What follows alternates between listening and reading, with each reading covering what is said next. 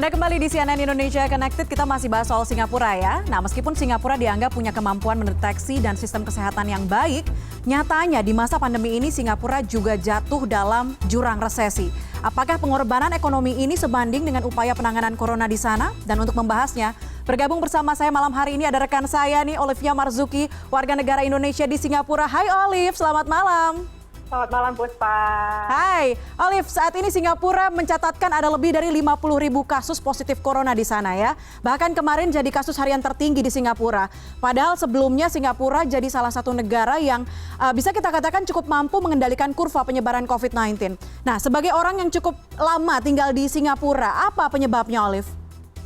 Sebenarnya ini semua karena ada pendeteksian dini. Jadi kenapa Singapura menjadi salah satu negara Asia Tenggara pertama yang melaporkan kasus COVID dan yang boleh dibilang cukup tinggi, karena memang pemerintahnya secara aktif melakukan testing. Jadi tingkat positif corona itu bersebanding dengan berapa jumlah active testing. Jadi Singapura itu kalau dilihat dari ranking dunia, itu salah satu negara yang paling aktif melakukan testing di kalangan masyarakatnya begitu. Dan kemudian kemarin itu yang memang kasus tertinggi harian tertinggi yang 900-an orang itu karena memang ada satu klaster yang banyak sekali tingkat infeksinya, yaitu asrama para pekerja konstruksi asing. Nah, disitulah pemerintah kemudian galak melakukan testing lagi, meskipun orang-orang yang sudah tidak ada gejala, jadi sudah sebenarnya udah nggak menular nih ya, tapi pernah punya sejarah virus itu di dalam antibodinya, makanya dinyatakan positif. Tapi sebenarnya mereka sudah tidak menularkan lagi begitu. Oke. Nah, beberapa waktu lalu Singapura masuk nih dalam daftar teratas negara teraman di tengah pandemi. Olive setuju atau enggak melihat bagaimana pemerintah merespon krisis kesehatan di sana? Saya setuju sekali, karena meskipun tingkat infeksinya tinggi, tapi kalau kita lihat tingkat mortality-nya atau tingkat kematiannya, sejauh ini dari 54.000 kasus positif hanya ada 27. Hanya, saya sebut hanya, meskipun ini sangat sedih ya, kasus yang orang-orang meninggalin, tapi ada 27 kematian. Dibandingkan dengan angka-angka yang lebih tinggi di negara lain di Asia Tenggara ya? Iya, jadi kalau boleh dibilang tingkat mortality-nya atau tingkat kematiannya itu sangat rendah. Begitu. Jadi saya merasa sangat aman di sini. Oke. Nah, merasa sangat aman, bagaimana kemudian pengawasan dari pemerintah melihat ada banyaknya orang-orang nih yang ternyata terpapar COVID-19 tapi tanpa gejala? Nah, seperti yang tadi saya sampaikan, jadi kebanyakan yang terkena positif kasus ini, yang terpapar adalah orang-orang yang tinggal di asrama para pekerja asing, yang pada saat ini mereka di karantina, jadi tidak berinteraksi dengan masyarakat luas. Dan untuk kita, orang-orang yang hari-harinya kita ke kantor dan beraktivitas kembali, kita sangat diwajibkan untuk memakai masker. Ini udah pasti, dan orang-orang di sini sangat patuh ya. Dan kemanapun kita pergi, kita selalu diminta untuk check-in lewat smartphone application kita. Kemudian kita men-scan barcode ini untuk keperluan contact tracing. Jadi dari situlah kita tahu kemana kita pergi, apakah kita beresiko terpapar, apakah ada orang-orang yang di lingkungan kita atau di tempat kita kunjungi itu ada terpapar virus atau tidak. Jadi contact tracing-nya sangat aktif, dan dari situ kita merasa it's fine, it's safe.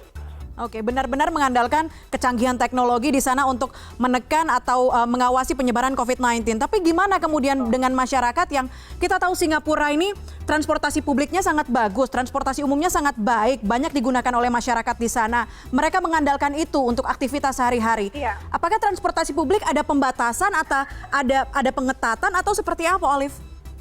Sempat ada pengetatan waktu itu yang disebut dengan periode circuit breaker, atau kalau di Jakarta PSBB ya. Jadi kita diminta untuk jaga jarak, meskipun public transport tetap beroperasi seperti biasa, tapi kita dibatasi sekali.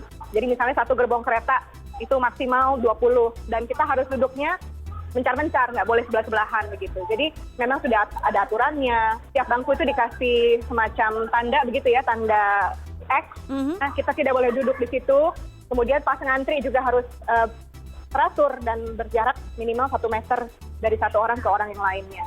Dan saya yakin semua orang di sana kayaknya disiplin gitu ya dengan aturan tersebut ya.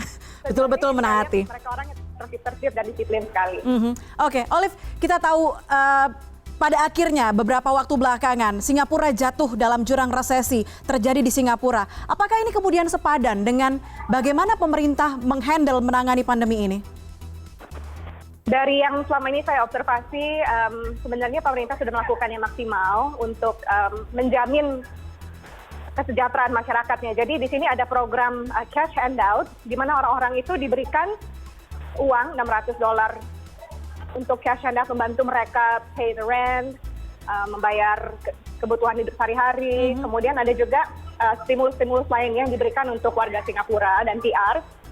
Unfortunately saya belum PR, jadi nggak terima. Tapi sebenarnya pemerintah itu sangat melakukan program yang menjamin sekali kesejahteraan masyarakatnya, dan ini sepadan dengan apa yang kita alami sejauh ini. Resesi yang dialami oleh Singapura itu sifatnya hanya teknikal, dan ini karena terkait dengan pembatasan retail shops yang selama masa circuit breaker atau PSBB itu tidak diperbolehkan untuk beroperasi. Tapi mulai Juni, Juli dan sampai kemari itu aktivitas kemudian kembali beroperasi, dan saya rasa technicalisasinya itu akan kembali normal. Artinya pelonggaran sudah banyak terjadi ya, Olive, di tempat-tempat mall begitu, tempat publik, tempat umum, tempat pariwisata mungkin. Iya, di sini karena negara yang sangat mengandalkan international tourism, jadi sangat berasa banget dampaknya ya, impactnya sangat terlihat sekali di PDB, kemudian di retail sales number pas bulan Mei dan Juli kemarin itu.